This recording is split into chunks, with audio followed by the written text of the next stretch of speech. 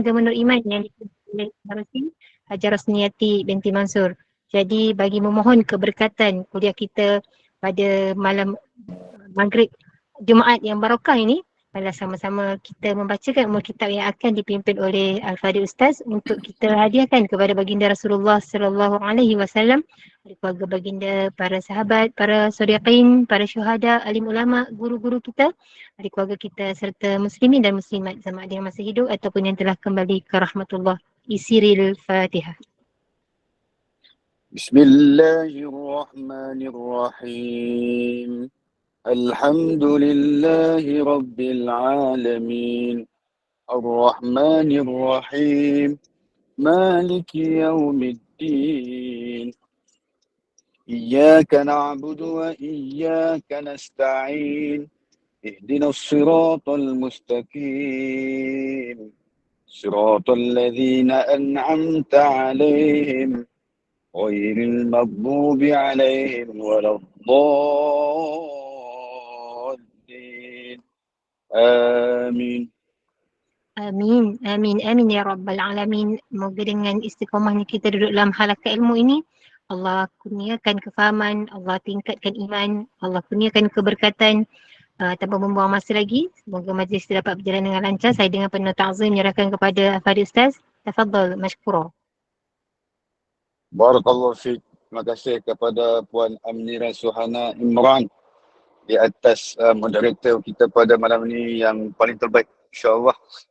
Yang saya hormati, yang berbahagia Puan Rosniyati Mansur selaku pengurusi GNI, ibu-ibu, makcik-makcik, kakak-kakak, ayah-ayah, abang-abang, pakcik-pakcik yang dikasihi sekalian. Alhamdulillah, syukur banyak-banyak kepada Allah SWT di atas ruang dan peluang yang Allah berikan pada kita pada malam ini untuk kita bersama-sama dalam solat kuliah maghrib secara online. Mudah-mudahan Allah memberkati pertemuan kita pada malam ini. Bersama-sama kita akan menadah kitab, iaitu Nasihat Bagi Hati.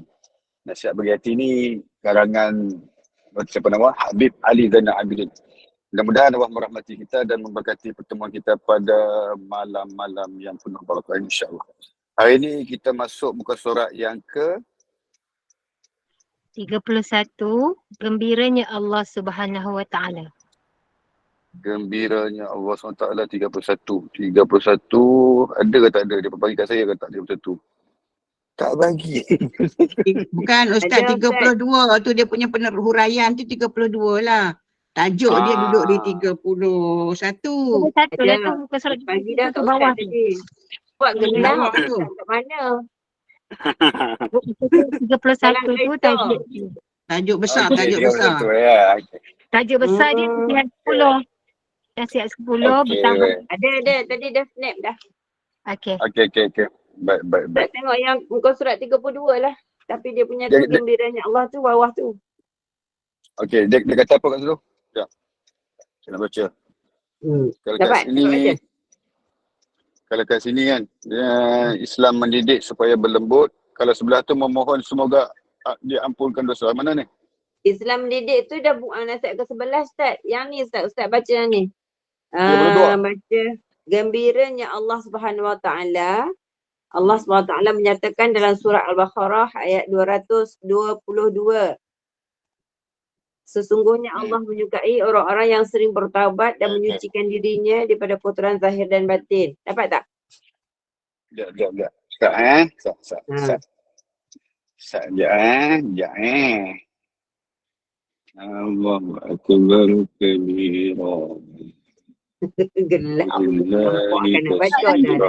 Ustaz. Nampak. Jangan risau. Dengar sudah. Tak payah duk komen orang. Tak lah. Alih. Kita nampak InsyaAllah. Ya Saya cari Puan Enian. Norini Norini. Nasihat berarti Allah SWT sendiri mengaku dia mencintai hambanya yang sentiasa menyucikan diri. Nasihat mendidik supaya berlembut. Itu. Bukan. Ni yang nasihat tu bertaubatlah Allah SWT tu. Lepas tu muka dia punya tu dia muka surat 32 tu atas tu. Okey. Allah SWT. Okey. Dapat? Jumpa dah. Pada Boleh baca ke? sama saya. Mata skam kita sekolah. Yo, askar ramai yang buta.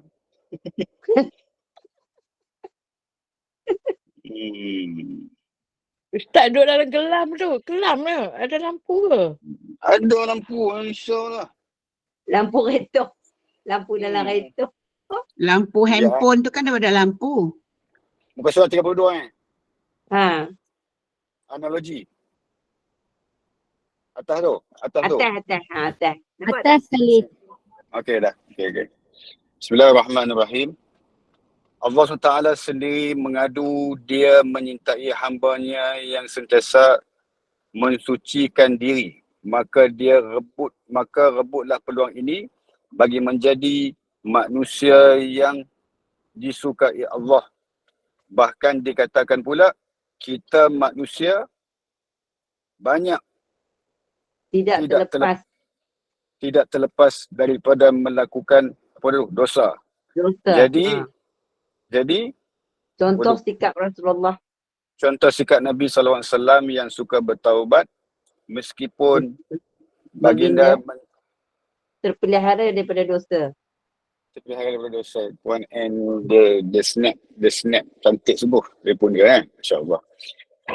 Jadi bila kita menyebut tentang taubat, bila kita menyebut tentang mensucikan dosa ini, dia ada satu ayat Quran.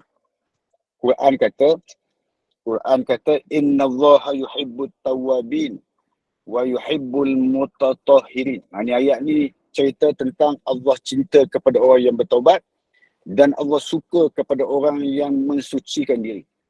Suci diri ni dia ada dua.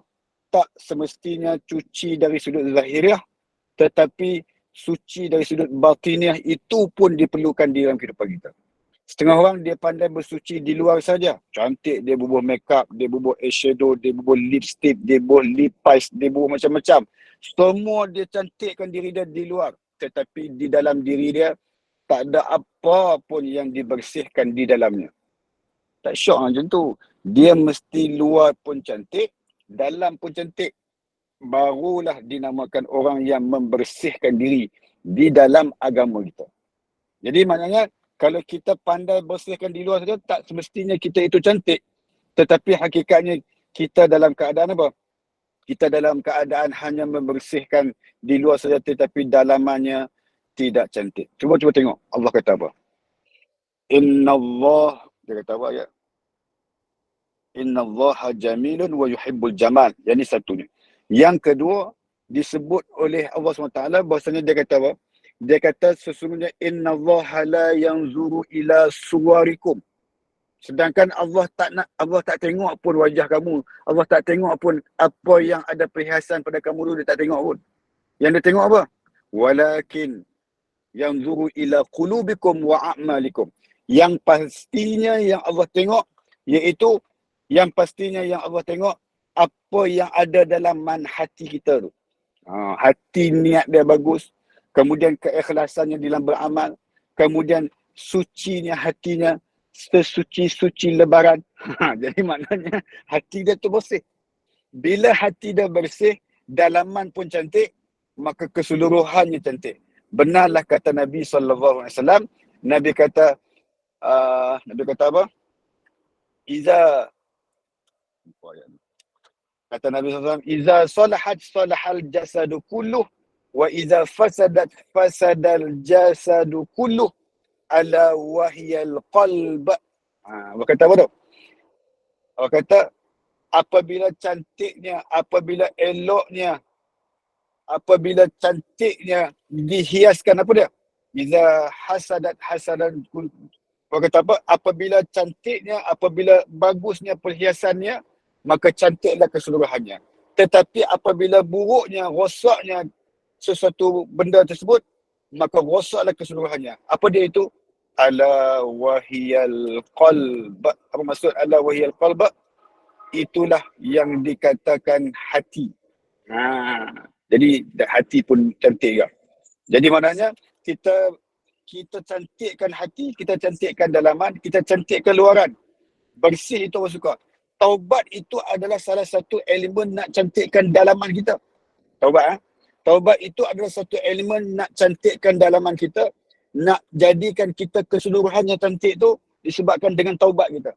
Berapa banyak kita taubat sehari? Sehari berapa banyak? Taubat je Ustaz. Istighfar lepas sembahyang tu je Ustaz. Tu pun 3 je Ustaz. 3 je. 3 je. Sembahyang subuh 3. Sembahyang zuhur 3. Sembahyang apa lagi? Sembahyang asar 3. Sembahyang maghrib 3. Sembahyang isyak 3. 3 je istighfar. 5 kali 3, 15 kali je dia istighfar kepada Allah.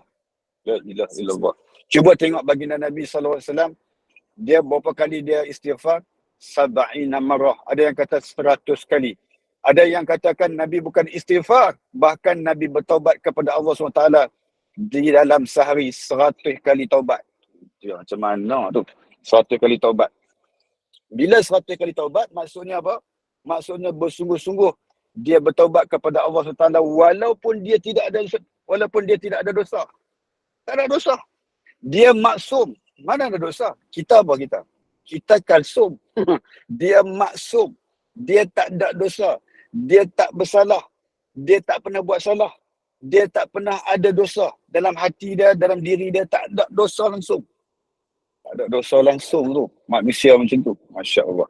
Tu pun sembahyang rajin. Tu pun taubat rajin. La ilaha illallah. Dah hang tak ada dosa, hang nak buat apa lagi? Tak payah duk sembahyang lah. Tak payah duk sungguh-sungguh sangat lah nak minta taubat ke Allah. Sebab apa Nabi buat? Sebab Nabi nak tunjuk kepada umat dia, aku yang banyak dosa ni pun aku bertaubat kepada Allah. Tanda apa? Afala an akuna abdan syakura. Tanda aku tunduk sebagai hamba dan tanda aku bersyukur kepada Allah Subhanahu wa ta'ala. Tanda yang tu. Maknanya kalau kita selalu taubat, kita selalu membersihkan diri kita, itu tanda seorang hamba, satu tanda sebagai orang yang bersyukur kepada Allah Subhanahu wa ta'ala. Jadi itu yang dimaksudkan di dalam kitab ini. Masya Allah. Kita tengok lagi apa dia kata. Kemudian dia kata mana ni? Oleh yang demikian, oleh itu banyakkan bertaubat kepada Allah SWT. Ia tidak susah dan tidak sukar sekurang-kurangnya dengan melafazkan istighfar, astaghfirullahalazim, dan mengisafi semua kesalahan yang pernah dilakukan. Istighfar banyak-banyak. Istighfar ni, kalau kita sebut istighfar ni banyak kisah.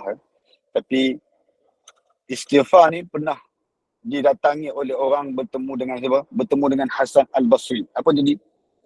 Bila bertemu dengan Imam Hasan Al-Basri, ditanya berkenaan dengan hidup dia. Dia tanya, wahai Imam Hasan Al-Basri, kami ni tak ada anak. Kami ni tak ada anak, tetapi kami nak anak. Kami dah lama dah kahwin tapi tak dapat anak ni. Imam Hasan Al-Basri dia tak bagi formula apa pun. Cuma dia cakap apa? Perbanyakkan istighfar. Dia kata apa? Perbanyakkan istighfar kepada Allah Subhanahu wa ta'ala. Sebab apa istighfar? Apa hubung kait pula dengan istighfar ni? Apa kena mengena dengan istighfar? Sebab apa? Sebab istighfar ini menghapuskan segala benda yang menutup doa-doa kita untuk dimakbulkan Allah Subhanahu wa ta'ala. Itu dia. Kan kita banyak dosa. Dosa apa yang kita tak buat? Semua kita buat. Dosa menganyam, dosa mengumpat, dosa ketupat, dosa membawang. Semua ada dosa. InsyaAllah. Kan? Jadi dalam keadaan tersebut, dengan istighfar itu boleh mengikis segala selaput-selaput dosa yang ada pada diri kita, yang ada pada diri hidup kita, yang ada pada mulut kita, yang ada pada mata kita, yang ada pada telinga kita. Semuanya boleh menjadi penyebab Allah kikiskan semuanya itu daripada segala dosa itu dihapuskan. Maka ketika itu doa kita terangkat dan doa kita dinaik bertemu dengan Allah. Maka mustajab doa kita. Dia insya-Allah.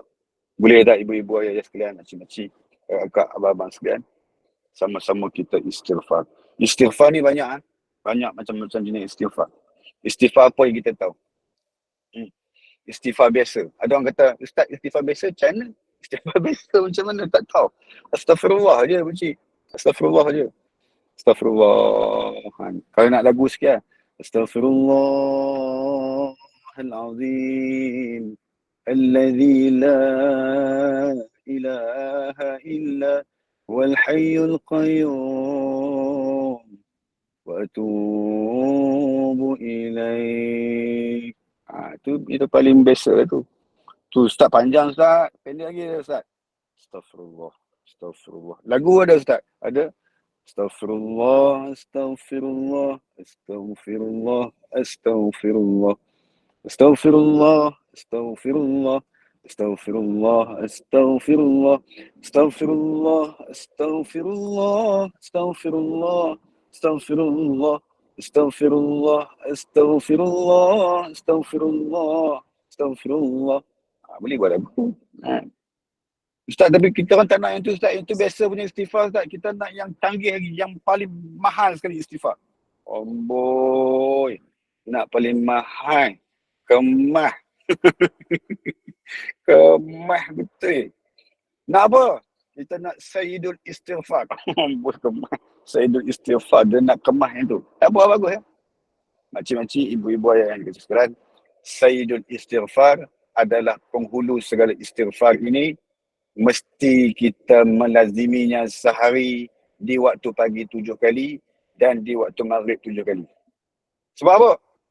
Sesiapa yang yakin, cuba tengok hadis Nabi kata, sesiapa yang yakin dengan Sayyidul Istighfar yang dilafazkannya setiap pagi 7 kali, malam 7 kali, maka Allah SWT akan jadikan sekiranya dia Sayyidul Istighfar di pagi hari, ditakdirkan dia nak meninggal dunia sebelum malam, maka kalau dia meninggal dunia waktu tu, dia mati tak ada fitnah pun yang kena pada dia di alam barzakh.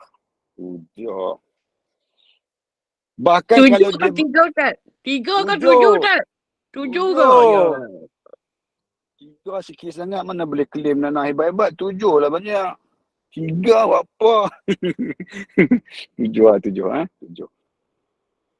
Dan kalau dia bersayyidul istighfar di malam hari, macam contoh maghrib ni kan, dia bersayyidul istighfar. Allahumma anta rabbi la ilaha illa anta khalaqtani wa ana abduka wa ana ala ahdika wa wa'dika mastata'. A'udzu bika min syarri ma sana'. Abu'u laka bi ni'matika 'alayya wa abu'u bi dhanbi. Faghfir li fa innahu la yaghfiru dhunuba illa anta. Dia macam tu Jangan kita tak bunyi tau. Ada orang baca Sayyidul Istighfar salah. Contoh yang salah. Ustaz sebut yang salah. Allahumma anta rabbi la ilaha illa an. An apa? An apa? An apa? An apa? Ant. Bagi bunyi ta tu. Sebab ta tu ada. Kalau an tu, an apa? Dah satu dah salah. Wa ma anta rabbi la ilaha illa anta. Satu. Khalaqtani wa ana abduka wa ana ala ahdika wa wa'dika mastata'. Bagi bunyi ta. Mastata'. Macam tu. A'udzu bika min syarri ma sana'. Bagi bunyi ta. Abu laka bi ni'matika alayya wa abu bi dhanbi faghfir li fa innahu la yaghfiru dhunuba illa ant. Bagi bunyi ta. Barulah kita boleh dinilai. Oh, dia ni mengaji tajwid ni. Sampai yang tu pun dia bunyi. Bunyi tajwid lah. Tajwid ajar kita untuk melengkapi, menunaikan hak-hak di dalam pembacaan Al-Quran. Barulah okey. Barulah kualiti kita tu. Tapi dia Sayyidul Istighfar banyak. Makcik Sayyidul Istighfar berapa kali sehari makcik? 600 Ustaz. 600. Banyak gila 600. 600 Sayyidul Istighfar. Cuba makcik baca. Dia baca macam tu. Allahumma anta rabbi la ilaha illa an. Khalaqtani wa ana abduka wa ana ala ahdika wa wa'dika mastata'. Tatok ya. Tatok. Tahu kan. Tak betul tu cik. Ibu-ibu, makcik-makcik, ayah-ayah yang dikasih sekalian. Jadi maknanya mesti berhati-hati dalam benda ni. InsyaAllah kita buat yang berkualiti.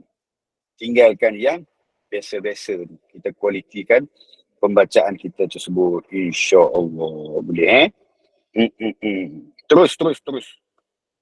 Terusnya, mana lagi? Bahkan dikatakan apa? Sesungguhnya pintu pengampunan Allah SWT terbuka luas. Pelbagai tawaran dan peluang sudah dibentangkan namun terpulang pada diri sendiri bagi merebutnya ataupun tidak. Dalam satu hadis Qudsi ada dinyatakan bahawa Allah SWT membuka seluas-luasnya pintu taubat pada waktu pagi supaya sesiapa pada waktu malam semalam sudah terlanjur berbuat dosa dapat memohon keampunan daripada Allah SWT, dan dia juga membuka pintu taubatnya pada waktu malam supaya sesiapa yang berbuat dosa pada hari tersebut dapat juga memohon keampunan Subhanallah. Pemurahnya Allah Subhanahu Wa Taala tidak dapat dibayangkan dengan akal fikiran manusia yang kerdil ini. Dosa sebanyak buih di lautan pun tidak mustahil untuk Allah SWT ampunkan sekiranya kita bersungguh-sungguh bertaubat dan beristighfar kepadanya. Itu dia. Dosa-dosaku bagaikan pepasir di mana? Di laut. Jadi maknanya walaupun dosa kita banyak Di pantai, Ustaz. di pantai, dosa kita banyak seperti mana di pantai tu, tetapi Allah punya keampunan lebih besar daripada itu. Hebatnya Allah. Malu kita kan dengan Allah SWT. Dia banyak bagi nikmat kita. Nikmat apa yang dia tak bagi? Nak apa semua dapat. Nak apa semua dapat. Nak apa? Nak anak dia bagi. Nak suami dia bagi. Nak isteri dia bagi. Nak kereta dia bagi. Nak motor dia bagi. Nak apa ni? Nak jawatan dia bagi. Nak kerja dia bagi. Nak dapat A dalam SPM dia bagi. Nak dapat ijazah dia bagi. Nak dapat master degree dia bagi. Nak dapat PhD dia bagi. Semua dia bagi. Nak pergi mana pun dia bagi. Nak pergi mana? Nak pergi UK dia bagi. Nak pergi mana? London dia bagi. Nak pergi Indonesia dia bagi. Nak pergi Sepanyol pun dia bagi. La ilaha illallah. Allah akbar, kayanya Allah SWT. Maha kaya. Kita ni lah ya Allah. Kadang-kadang kita fikir kita ni banyak kita selalu buat salah dan selalu buat dosa pada dia. Kita kena rasa macam tu. Saya pesan diri saya, kita banyak dosa dan kita perlu minta ampun kat dia. Hari-hari kena minta ampun. Mana kita tahu Ustaz kita buat dosa apa? Memang kita tak tahu dosa apa yang kita buat. Sebab itu kita kena selalu minta ampun kepada dia sebab kita tak tahu dosa mana yang kita buat. Ada sedar, ada tak sedar. Hakikatnya itulah dosa. Ada sedar, ada tak sedar. Ada sedar, ada yang kita rasa tak salah buat benda macam tu. Tetapi di sisinya salah. Betul ke aku buat tu dosa? Tak dosa lah. Tetapi di sisi Allah bersalah, bahkan berdosa di sisi Allah SWT. Jadi dalam ala kulli halnya, kita kena apa? Kena minta ampun kepada dia. Seperti mana kata Nabi SAW, Nabi kata apa? Ya bani Adam.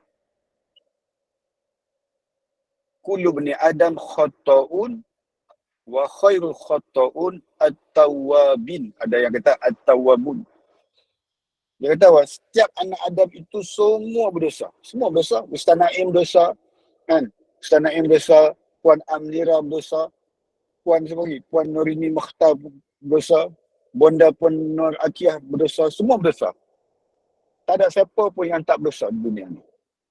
Jadi bila kita tahu kita berdosa, Nabi kata, wa khairul khatta'un, dan sebaik-baik orang yang berdosa tu, siapa dia? Iaitu orang yang bertaubat kepada Allah Subhanahu Wa Taala. Dia orang yang baik macam tu. Ingat kot kita orang yang banyak dosa ni baik Ustaz? Tak. Yang paling baik siapa? Yang paling baik ialah orang yang bertaubat kepada dia. Okay? Faham tu ya? Kemudian analogi sebuah kegembiraan. Ada seseorang pemuda yang sedang dalam permusafiran merentasi padang. Padang apa? Padang pasir. Dengan persediaan dan bekalan yang dirasakan mencukupi, dia mula melangkahkan kakinya menuju ke destinasi yang diingini. Sekian lama, mana ni? Soalan lain. Sekian lama apa? Dan jauh berjalan. Dan jauh berjalan. Lama dan jauh berjalan. Ustaz tengok muka surat 33. Nampak tak? Okey. Yang ni kecil lah Puan Nirini, tak nampak. Sekejap Lain kali dia kena kalau nak snap ni, dia kena buat PDF. PDF boleh saya besarkan. Sekejap Dia tulis apa ni? Saya nak baca. Okey. Kelam lah. Tolong baca yang tu. Yang pengatas. Dan jauh berjalan, ujian datang kepadanya disedari bahawa bekalan makanannya sudah pun hilang. Dalam penuh kebimbangan dan kerisauan ditambah rasa penat yang sungguh dahsyat, bertarung dengan cuaca panas padang pasir. Tiada apa lagi yang bermain di ruang benaknya kecuali menggagahkan kaki dan meneruskan perjalanan. Berpatah balik tidak mungkin, mencari bekalan terkecil pula satu perkara mustahil. Ketika azam baru mula memuncak dan panas baranya, sekali lagi ujian datang kepadanya. Entah bagaimana, tali unta yang dipegang boleh terputus. Dengan sekelip mata, untanya itu hilang bersama debu-debu pasir yang memedihkan mata. Saat itu harapannya ranap dan impiannya musnah. Sudahlah bekalan makanan hilang, kini untanya pula tiada dalam rada pandangan mata. Penuh kelesuan, patah cita-cita dan putus asa. Akhirnya dia tersungkur kepenatan dan terlelap. Untuk tempoh masa yang tidak terlalu panjang, matanya kembali terbuka. Alangkah terkejutnya pemuda itu ketika terpandang bekalan makanan dan untanya benar-benar ada di hadapannya. Tanpa sedikit pun terusik. Ia satu kenyataan, bukan mimpi atau khayalan. Hanya Allah Subhanahu Wa Taala yang tahu perasaan gembira dalam dirinya yang sedang membuak. Tidak mampu diceritakan. Saya baca. Okay. Hanya Allah SWT yang tahu perasaan gembira dalam dirinya yang sedang membuat, tidak mampu diceritakan melalui tulisan dan tidak mampu digambarkan melalui lakaran. Mungkin sahaja kegembiraan itu adalah satu-satunya kegembiraan yang terindah dan begitu diingati dalam hidupnya. Saat harapan sudah berkecai, masih ada tongkat untuknya bangkit kembali. Bukan tongkat usang, namun tongkat penuh azimat yang menjadikannya kembali bersemangat dan bertenaga seperti permusafirannya baru saja bermula. Itulah gambaran rasa gembira yang mula memeluknya erat sekarang ini. Ini rasa gembira ini yang mengatasi segala-galanya, rasa gembira yang luar biasa. Analogi penuh ibrah ini datang daripada hadis Nabi SAW. Rasa gembira yang luar biasa ini menggambarkan rasa gembira Allah Taala ketika mendapati ada dalam hamba-Nya yang bertaubat dan sedang memohon diampunkan tu. Sambung ke sikit ya. Memohon diampunkan segala dosanya yang lampau semasa dan akan datang. Maka Allah Maha Suci Allah SWT betapa gembiranya Allah SWT dengan permohonan taubat si hamba yang bergelumbang dengan dosa itu.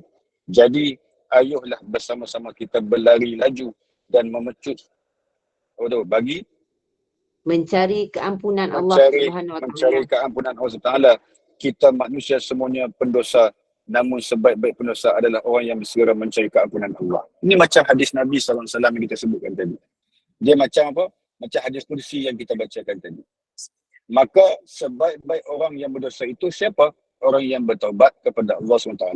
Untuk makluman tuan-tuan dan perempuan muslimin dan muslimat yang dikhususkan, saya baru balik ceramah sebenarnya ni. Saya baru balik ceramah daripada Melaka.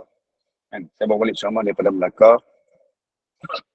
Ada satu tempat saya pergi ni, saya tak boleh beritahu tempat apa. Saya pergi ceramah kat tempat ni. Tempat orang penting. Orang penting apa? Orang yang duk bawa duit, bawa pergi bubuh dalam bank. Orang yang bawa duit masuk dalam bank. Orang yang duk bawa duit duk ambil daripada bank.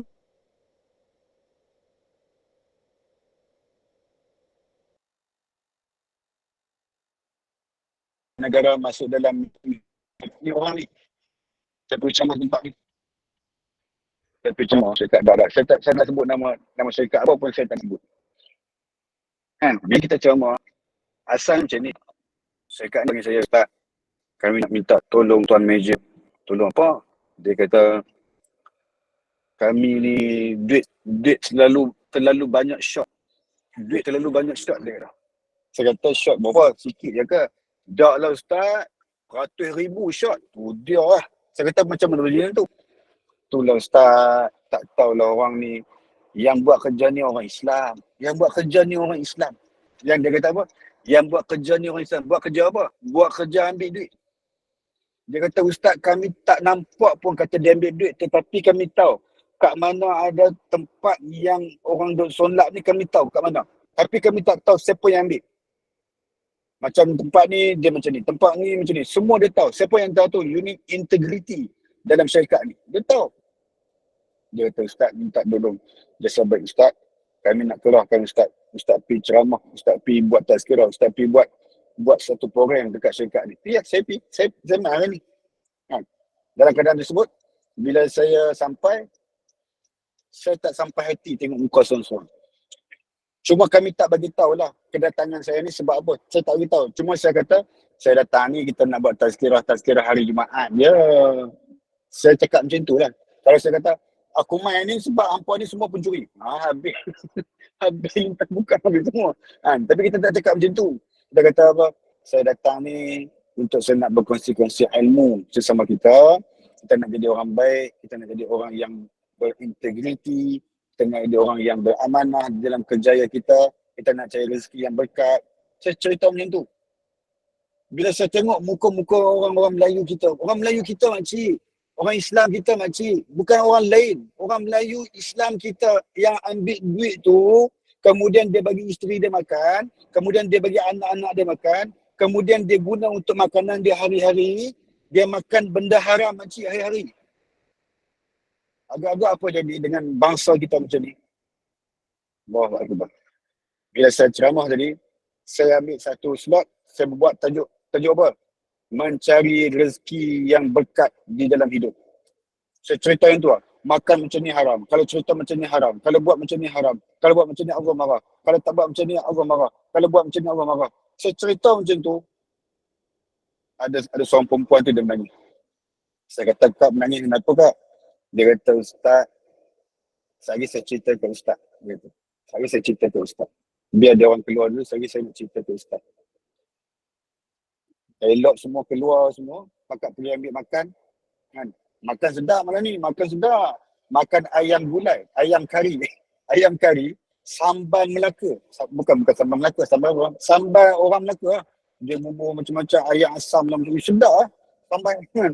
Jadi bila orang pergi keluar semua ambil makanan, dia sembang saya. Ustaz, yang Ustaz cerita tu seolah-olah macam kat saya semua Ustaz. Yang Ustaz cerita tu, semua saya buat.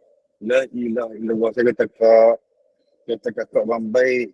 Kakak nama apa? Dia kata, nama saya Nur Hidayah. Saya kata, kakak orang baik. Betul ke Ustaz? Kawan-kawan saya semua kata saya jahat. Tapi Ustaz seorang yang kata saya baik. Saya kata, macam mana nama kakak pun dah baik. Nur Hidayah. Orang nama Nur ni orang baik. Norini. Orang baik tu. Norini. Nur Suhana. Semua orang baik tu. Jadi maknanya, orang yang Nur nama pula Hidayah. Orang baik. Saya kata, Kak, pintu taubat Allah itu sentiasa terbuka. Dia kata, Ustaz, kalau saya taubat ni, Allah terima tak taubat saya? Terima. Betul ke Ustaz? Betul. Makasih Ustaz. Makasih Ustaz. Ustaz dah menginsafkan saya. Saya kata, misi saya berjaya. Saya kata, misi saya berjaya. Saya memang main, saya nak bagi orang teriak. Saya buat slot macam-macam. Saya buat slot apa? Lepas habis tazkirah tu, saya kata, jom kita pegang dada kita, kita istighfar. Ikut saya istighfar. Kalau tak nak ikut, pejam mata, fikirkan dosa kita. Saya istighfar. Saya tarik istighfar. Saya tarik istighfar. Senyap semua. Habis istighfar, saya kata, buka mata. Buka mata. Saya kata, macam mana rasa macam mana sekarang? Dia kata apa? Ustaz, tenang hati kami Ustaz. Saya kata, pernah tak rasa tenang macam ni? Tak pernah Ustaz. Ni dah masuk maghrib. Jom kita pergi sembahyang jemaah. Semua keluar sembahyang jemaah. La ilaha illallah. Ni bagus ni. Kan? Saya rasa mudah-mudahan berjaya lah misi aku ni. Mudah-mudahan berjaya misi aku ni. Sebab kalau tak berjaya dan mampu aku. Jadi tuan-tuan dan puan sekalian. Ni Allah SWT, walaupun kita banyak buat dosa, dengan satu taubat saja kita taubat, Allah clear orang semua. Segala kukis dosa kita, segala sampah sarap recycle bin kita yang kita selalu buat tu, segala dosa-dosa kita yang selalu kita buat tu, semuanya Allah hapuskan serta-merta dengan sekali taubat. Dengan sekali taubat Allah ampunkan semua. Masya-Allah. Jadi bila dah habis semua tu, dah ada istighfar semua, dah pegang dada semua masing-masing. Jadi saya kata okay, setakat ni saja pertemuan kita. Mudah-mudahan ada kebaikan dalam pertemuan kita. Waktu tu dia kata apa? Ustaz, kami tak pernah rasa seronoknya bekerja hari ni Ustaz. Hari ni hari yang paling kami seronok bekerja. Pakat meriah habis makan hari tu. Hari ni semua pakat meriah habis makan. Meriah sebab apa? Tak pernah berkumpul ramai macam ni. Hari ni saja. Saya kata mudah-mudahan Allah jadikan pertemuan ni pertemuan yang mendatangkan rahmat dan kebaikan dan keberkatan dalam hidup kita. Jadi syukur, seronok. Saya seronok benar-benar. Di balik ni pun seronok ni. Dia seronok seorang-seorang. Jadi ala kuliahnya, saya berbangga. Berbangga sebab apa? Berbangga sebab dapat bersama-sama melihat live orang-orang yang dikatakan orang-orang yang solat duit, orang yang ambil duit. Ambil duit sampai bubur dalam, baju dalam, macam-macam cara dia buat. Jadi ala kuliahnya mudah-mudahan Allah bagi hidayah dan Allah terima taubat-taubat mereka, insyaAllah. Ni anak-anak muda. Kita kadang-kadang sedih anak muda orang Islam. Orang Indonesia. Macam manalah nasib anak dia makan benda-benda haram ni hari-hari. Bagaimanalah nasib isteri dia. Duk anggap suami buat balik duit ni rupa-rupanya duit. Ingat kot, duit halal rupa-rupanya duit haram. La ilaha illallah. Kita ya Allah. Tu tadi saya cerita tadi, saya kata biar sikit gaji kita tetapi berkat itu mengatasi jutawan yang kaya raya. Biar sikit duit kita tetapi keberkatan itu mengatasi orang yang billionaire di dunia. Dengar macam tu dia berkata. Betul tak Ustaz? Betul. Saya tanya lepas, betul tak ni? Betul Ustaz, betul. Tahu pun betul. Jadi anda kuliahnya itu orang Melayu kita. Itu siapa? Itu orang Islam kita. Ibu-ibu, ayah-ayah, tuan-tuan dan puan-puan ini. Kemudian, tajuk yang seterusnya. Tajuk seterusnya apa? Mana ni? Tajuk seterusnya, nasihat Islam mendidik supaya berlembut. Tengok tajuk yang ke-11. Okay, Ke dah habis dah? Ke-9 dah? Tidak, ke-9, 10. Iaitu dia kata di sini, kita tengok Islam mendidik dan mengajar kita untuk sentiasa berlembut dalam berdakwah. Tidak perlu kasar, apatah lagi marah dan bercakap keras. Cukup sekadar bicara yang halus lagi lembut. Kerana hati manusia mudah terasa. Sekiranya sekali hati terasa dan terluka, sudah susah untuk dipujuknya buat kali yang kedua. Oleh itu berhati-hati apabila berbicara. Nampak? Ayat ni ataupun petikan ni, dia mengajar kita seperti mana Al-Quran suruh. Quran kata apa? Di dalam Al-Quran Allah sebut, Udu'u ila sabili rabbika bil hikmati wal mau'izatil hasanah. Wajadilhu billati hiya ahsan. Allah kata apa? Serulah manusia, ud'u ila sabili rabbik, serulah manusia ke jalan Allah SWT dengan apa? Bil mau'izatil hasanah. Apa maksud? Dengan teguran-teguran yang terbaik. Wajadilhum. Apa maksud wajadilhum? Dan berhujahlah kamu dengan mereka dengan sebaik-baik cakap. Sebaik-baik cakap. Sebaik-baik cakap. Sebaik-baik cakap ni maksudnya apa? Dalam keadaan yang sungguh-sungguh kita berhikmah di dalam berbicara. Berbicara dengan penuh hikmah, berbicara dengan penuh halus percakapan. Cuba tengok Nabi cakap macam mana. Nabi kalau dia cerita akhirat, kalau dia cerita syurga, lembut bahasa. Tetapi kalau dia cerita neraka, dia jadi marah, bahkan dia jadi cengeng, dia jadi apa? Dia jadi begitu serius dia di dalam berbicara kepada Allah Subhanahu Wa Taala. Ini siapa dia tu? Baginda Nabi sallallahu alaihi wasallam. Ibu-ibu, ayah-ayah, tuan-tuan dan puan ini kesesuaian. Begitu juga kita sebagai ibu, kita sebagai ayah yang mendidik anak-anak. Cakap baik-baik ya. Jangan cakap tengking-tengking. Walaupun anak kita tu dia memang macam-macam hal. Dia isap vape lah, dia main game sampai pukul 4 pagi lah. Dia tak tidur sampai pukul 5 pagi. Kemudian sembahyang subuh, selalu subuh gajah. Kan? Jadi dia banyak masalah anak kita ni. Jadi kita guna pada malam ni, diajar oleh pelajaran kita pada malam ni supaya kita jadi manusia yang apa? Manusia yang lemah lembut di dalam mengajak manusia ke arah kebaikan. Cakap baik-baik lah. Cakap baik-baik macam mana? Cakap penuh hikmah. Apa maksud hikmah? Penuh dengan kebijaksanaan. Macam mana kebijaksanaan? Cakap itu ada berlapis bahasa. Cakap itu penuh dengan maksud yang terbaik maksudnya. Cakap itu penuh dengan beradab kepada anak-anak kita. Walaupun dia anak, tetapi kita bercakap itu penuh dengan apa? Penuh dengan kebijaksanaan yang ada pada kita. Berlandaskan dengan ilmu yang kita pelajari di dalam siri-siri pengajian yang kita pelajari. Contohnya apa? Kita nak tegur anak kita. Contohnya anak kita isap vape. Contoh. Dia kata apa? Bang, abang beli kat mana benda-benda ni? Abang tak ajak pun abang buat benda-benda macam ni. Abang tak pernah ajak pun anak abang macam ni. Abang tak isap ukok pun. Tetapi kenapa abang buat benda-benda macam ni? Abang kan orang baik. Puji, nampak tu? Abang kan orang baik. Kenapa abang buat macam ni? Kan? Tak pernah pun keluarga kita ada orang isap ukok. Tok Wan hang tak isap ukok. Nenek hang pun tak isap ukok. Nenek pun terlibat. Nenek hang pun tak isap ukok. Tiba-tiba main kepada hang. Hang isap ukok. Hang siapa? Hang ikut siapa sebenarnya ni? Kenapa tak ikut abah? Contoh. Itu cara dia kan. Jadi maknanya itu cara orang apa? Cara orang muda lah. Kalau macam-macam ni, ayah-ayah ni dah hotai lama dah kan. Memang dah, orang kata apa, memang dah profesional dah di dalam mendidik anak-anak ni. Kan? Jadi guna bahasa yang terbaik, guna bahasa yang begitu sopan santun, yang menjadikan kita ni manusia yang apa? Manusia yang penuh beradab. Manusia yang penuh dengan kasih sayang Allah SWT. Berkasih sayang. Walau apa jua keadaan sekalipun, tegur secara berhikmah. Kalau tengok orang yang kita nak tegur tu, jangan kita nampak orang yang kita nak tegur tu memang orang yang paling banyak dosa. Jangan pandang macam tu. Biasanya kita akan rosak dakwah kita. Metodologi dakwah mengajar kita, kalau kita mengaji dalam ilmu usul dakwah. Saya pernah mengaji ilmu ni. Ilmu usul dakwah di Al-Azhar. Dia ada satu silibus namanya usulul dakwah. Apa maksud usulul dakwah? Iaitu asas-asas berdakwah. Apa dia? Diceritakan maknanya dia kata apa? Kalau kamu berhadapan dengan orang yang mad'u. Apa maksud mad'u? Orang yang kita nak dakwah.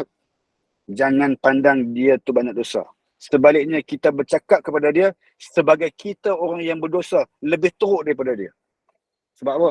Bila kita merasai apa yang kita bercakap itu sebagai kita orang yang berdosa, kita keluar daripada mulut kita kata-kata kita itu. Kata-kata yang Allah sulami di dalam percakapan kita itu penuh dengan hikmah, penuh dengan keampunan, penuh dengan kasih sayang apabila kita sampaikan kepada orang yang mendengar apa yang kita cakap. Saya cakap dengan makcik-makcik sekarang ni, makcik-makcik, tuan-tuan, kakak-kakak, abang-abang semua ni. Saya rasa diri saya berdosa lebih teruk daripada makcik-makcik dan ibu-ibu ayah-ayah sekalian. Saya seorang berdosa. Kalaulah kita, kalau saya rasa saya ni orang baik, saya tak orang baik. Saya bukan orang baik. Tapi kita cuba nak jadi orang baik. Saya rasa saya bercakap ni atas dasar amanah yang Allah anugerahkan kepada saya, anugerah ilmu yang dipinjamkan kepada saya untuk saya kongsi-kongsikan. Bukan bermaksud saya baik, bukan bermaksud saya ni maksum. Maksum apatah lagi. Taklah. Kan? Taklah. Kan? Macam saya cakap dekat geng-geng tadi kan. Jadi saya tengok muka-muka orang. Tengok muka orang. Allahu Akbar. Tengok muka orang ni. Masya Allah. Tengok muka orang ni. Tengok muka tu kesian. Kesian sebab apa? Sebab macam-macam yang mereka buat di tempat kerja pun. Jadi kan, kita main satu keinsafan. Kita faham bahawasanya kerja-kerja ni adalah hati kita ni kadang-kadang berbolak-balik ni sebab apa? Allah punya kerja. Bila kita lari daripada Allah, maka datanglah benda-benda yang bukan daripada Allah menakluki diri kita. Bila kita dekat diri dengan Allah, maka benda-benda yang menakluki kita selain daripada Allah itu akan lari bertemparan maka Allah Taala datangkan dan pasakkan hidayah dalam hidup kita. Maka ketika itu, bila Allah bagi hidayah, Allah kata apa? Ya ayyuhalladzina amanu man dhalla idza tadaitum wa adall. Allah kata apa? Wahai orang yang beriman, tak ada seorang pun yang boleh menyesatkan kamu setelah kami beri hidayah kepada kamu. Tak ada makhluk mana pun yang boleh sesatkan kamu setelah kami beri hidayah kepada kamu. Tak ada siapa pun yang boleh sesatkan kamu setelah kami beri hidayah kepada kamu. Hidayah Allah itu mahal dan paling berharga dan paling hebat. Apabila Allah berikan kepada kita, maka kita akan jadi manusia yang tunduk patuh kepada Allah Subhanahu wa Ta'ala. Ibu-ibu, ayah-ayah, muslimin dan muslimat ini kasih sekalian. Kemudian, maka disebut di sini, cuba hayati kembali kisah indah penuh ibrah Nabi Muhammad SAW bersama seorang lelaki Badui yang melakukan kesilapan dalam solatnya. Lihat bagaimana halusnya cara Nabi berdakwah. Dengan satu peristiwa sahaja, hati lelaki Badui itu terus tertambat kepada baginda Nabi SAW. Kisahnya berlaku ketika seorang sahabat tiba-tiba bersin dalam satu solat jemaah yang sedang diimami oleh Nabi SAW. Lalu lelaki Badui itu berada dalam jemaah berkenaan mengucapkan Ya Rahamkallah dengan kuatnya. Waktu semayang dia sebut Ya Rahamkallah. Ya Rahamkallah. Tengah semayang tu dia bersin. Bersin bunyi apa? Bunyi apa bersin? Shin ke Hashim ke? Mana ada orang bersin bunyi Ibrahim? Ibrahim. Mana ada orang bersin bunyi Ramli? Ramli. Tak ada. Bunyi Hashim. Jadi dia bunyi apa? Dia bunyi Shin. Shin macam itulah macam tu. Bunyi Husin, dia bunyi benda-benda itu. Jadi ala kulihannya, maka baginda Nabi SAW tegur dia. Macam mana Nabi tegur dia? Dalam semayang. Mendengar ungkapan itu, para sahabat yang lain berasa marah kepada Arab Badui tersebut kerana mengungkapkan sesuatu yang tidak dibenarkan dalam solat dan sememangnya menjadi kesalahan bagi sesiapa yang berbuat sedemikian. Kemudian apa tadi? Buka surat apa dia? Surat ni mana ni?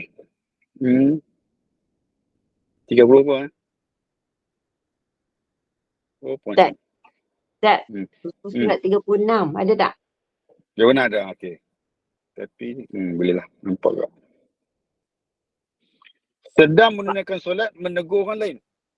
Ini kerana seseorang perlu memutuskan segala perkara yang biasa dilakukan di luar solat ketika dalam solat.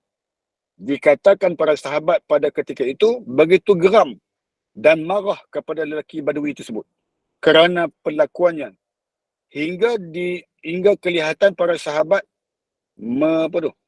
merenung ke arahnya dan menepuk-nepuk paha mereka kerana tidak sabar. Jikalau bukan kerana solat, tidak pasti apa tindakan mereka kepada lelaki Badui tadi. Ini kerana para sahabat begitu tegas dalam perihal agama. Menyedari keadaan dirinya yang sudah melakukan kesilapan, lelaki Badui tersebut berdiam diri dan meneruskan solatnya. Entah apa yang difikirkannya, kelihatan nasib dirinya. Mungkin dia bimbang dirinya akan diapa-apakan oleh para sahabat yang lain.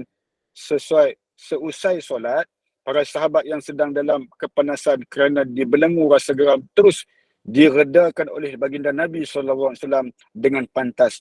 Nabi mengawal keadaan para sahabat daripada mengapa-apakan lelaki Badui itu. Baginda lantas bertanya, siapakah yang bercakap dalam solat tadi? Lelaki Badui terus menjawab dan mengaku dirinya yang bercakap. Lalu Rasulullah SAW memberikan nasihat kepadanya dan berkata, sesungguhnya tidak boleh dilakukan apa-apa perbuatan dalam solat melainkan tasbih, takbir dan bacaan Al-Quran. Selepas dinasihati oleh baginda Nabi SAW, lelaki Badui berasa seronok membayangkan betapa indah dan lembutnya cara pentarbiahan Nabi Muhammad SAW kepada orang sepertinya.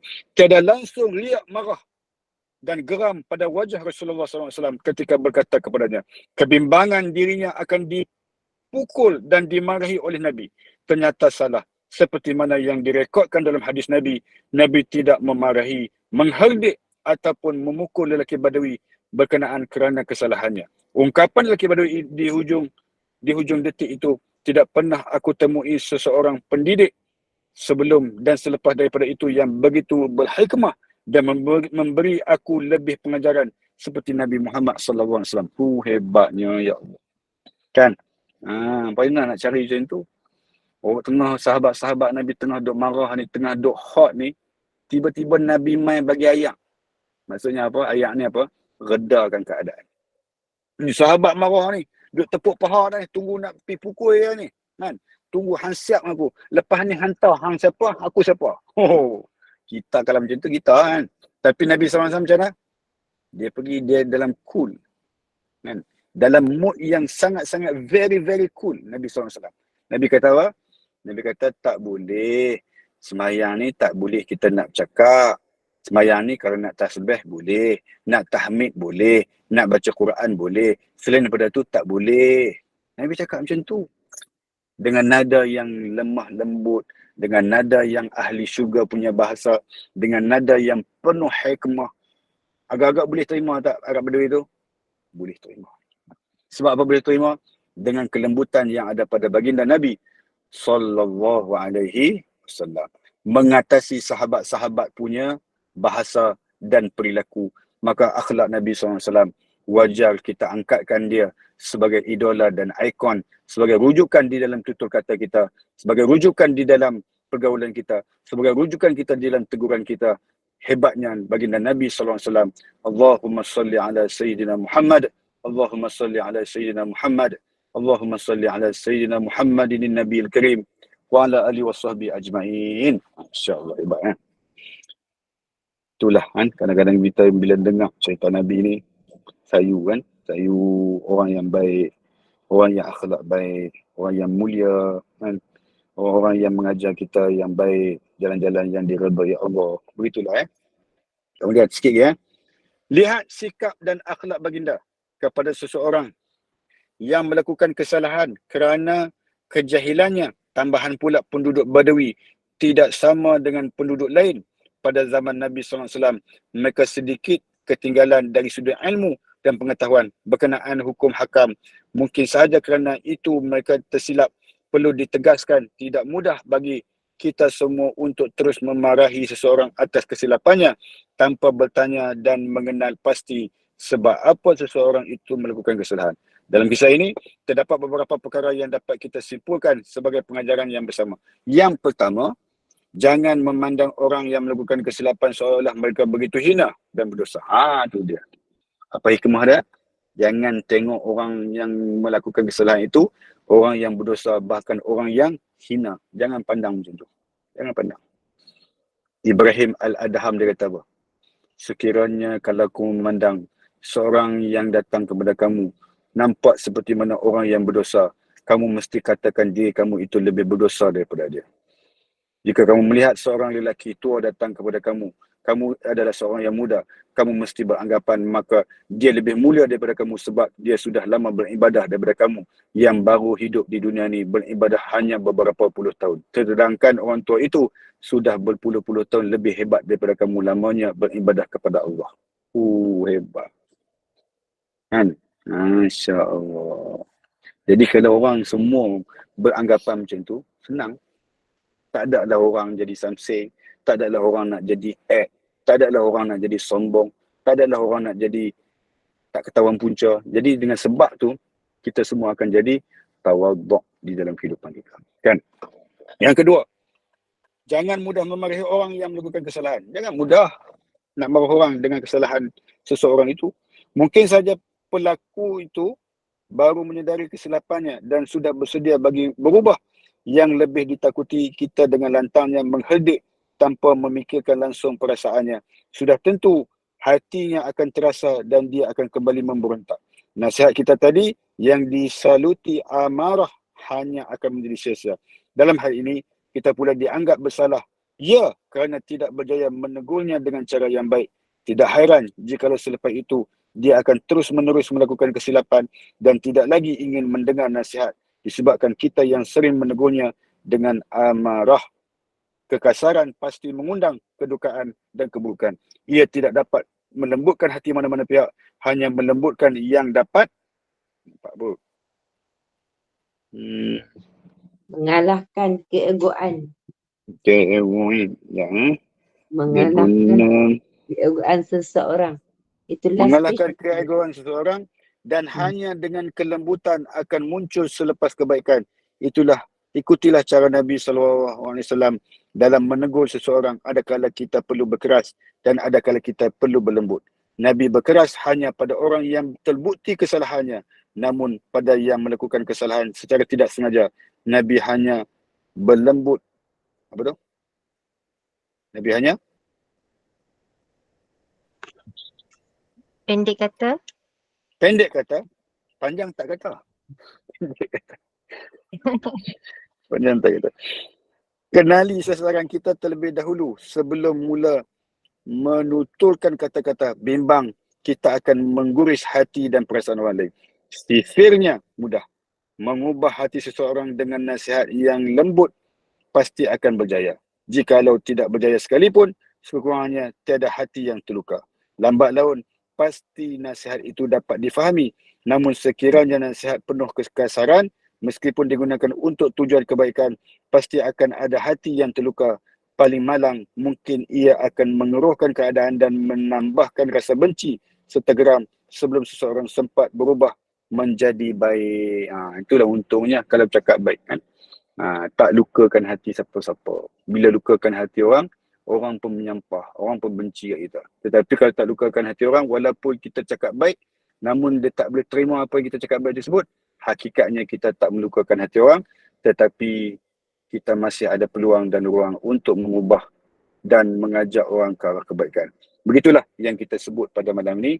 Mudah-mudahan ada manfaat dan mudah-mudahan ada istifadah yang baik pada pertemuan kita pada malam ini, insyaAllah. Alhamdulillah, syukur banyak-banyak sebab banyak yang kita dapat faedah daripada malam ini daripada akhlaknya Nabi SAW, dan mudah-mudahan kita jadi manusia yang rajin, menjadi manusia yang follow akhlak-akhlak Nabi yang ditinggalkan kepada kita untuk terus kita mengaplikasikannya ke dalam kehidupan kita, insya-Allah.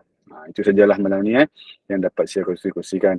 Mudah-mudahan ada faedah yang baik. Saya sekarang ni berada di RNR Aikro. Masya Allah, Melaka kau. Aikro.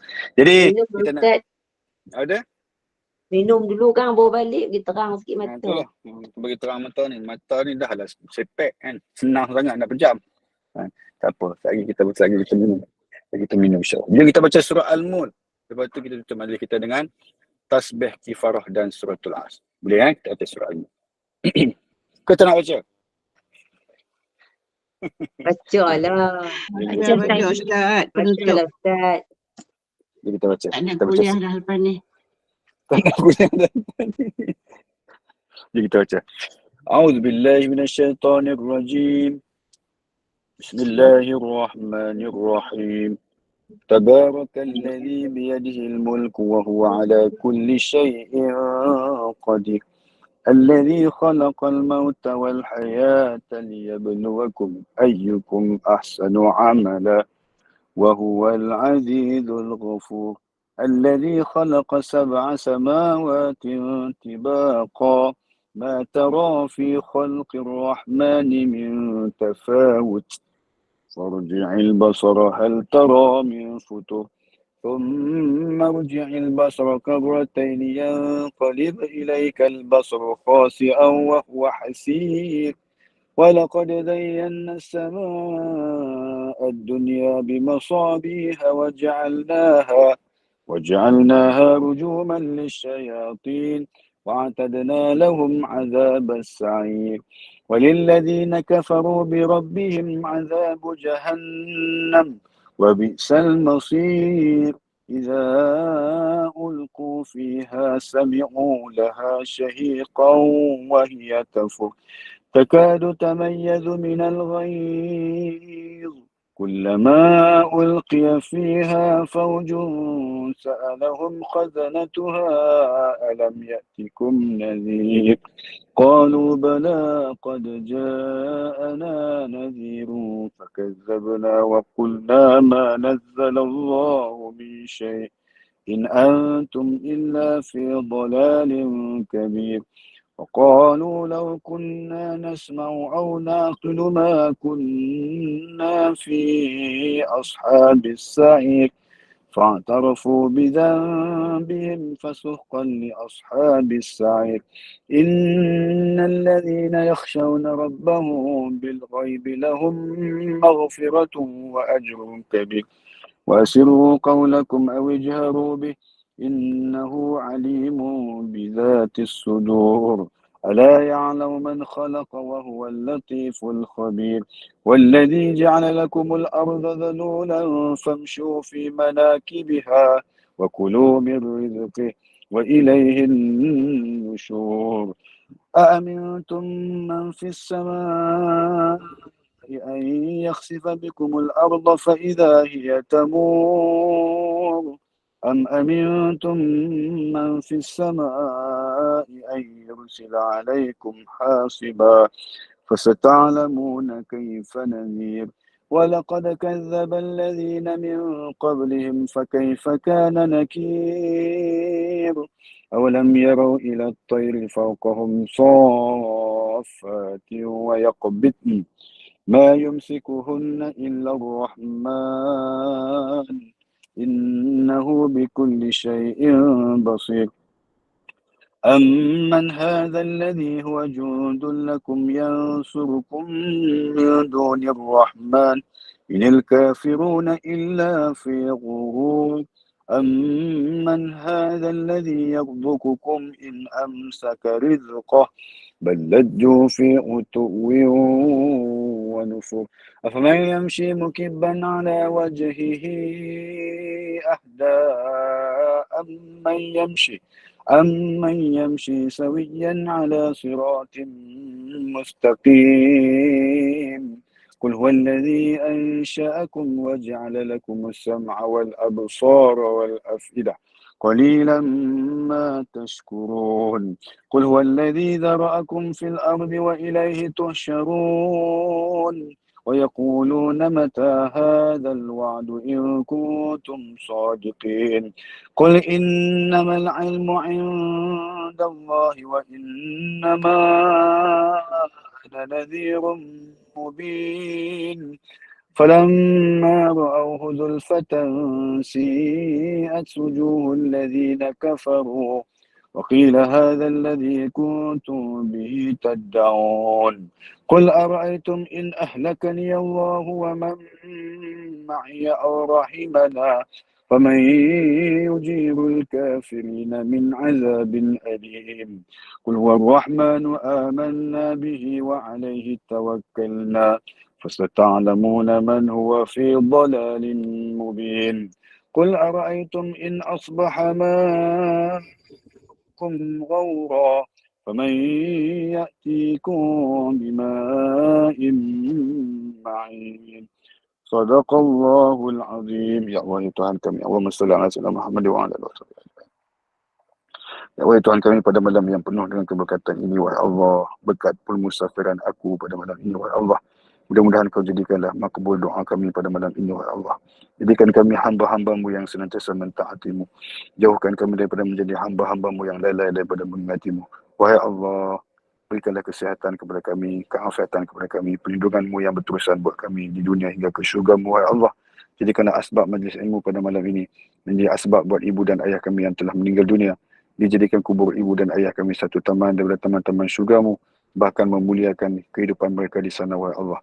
Juga kepada pasangan kami yang telah meninggal dunia, sama ada suami ataupun isteri kami yang telah meninggal dunia, ataupun anak-anak kami, kaum kerabat kami yang telah meninggal dunia, muliakanlah mereka di sana, wahai Allah. Wahai Allah, ya Tuhan kami, jadikanlah anak-anak kami anak-anak yang soleh dan solehah. Jadikan kami dan pasangan kami pasangan yang soleh dan solehah. Muliakanlah kami di dunia dan muliakanlah kami di akhirat kelak, wahai Allah. Allahumma ja'alna minal ladzina yastami'una al-qawla fayattabi'una ahsanah. Allahumma ja'al jam'ana hadza jam'an marhuma wa tafarruqna min ba'di tafarruqan ma'suma. Ya Allah, ya Tuhan kami, persaksikanlah pertemuan kami pada malam ini bersama-sama dengan seluruh jemaah GNI ini, wahai Allah. Hendaknya Engkau memberkati pertemuan kami dan jadikanlah asbab pertemuan kami ini. Mudah-mudahan kami senantiasa di dalam jagaan-Mu dan di dalam peliharaanmu, wahai Allah. Rabbana atina fid dunya hasanah wa fil akhirati hasanah wa qina adzabannar. Sallallahu alaihi wasallam Muhammad wa ala alihi wasallam. Walhamdulillahi rabbil alamin. Subhanakallahumma bihamdik asyhadu an la ilaha illa anta astaghfiruka wa atubu ilaik. Bismillahirrahmanirrahim. wal 'asri innal insana lafi khusr illa alladhina amanu wa 'amilus solihat wa tawassaw bil haqqi wa tawassaw bis sabr. Wa hadza wa billahi taufiq wal hidayah. Wassalamualaikum warahmatullahi wabarakatuh. Semua.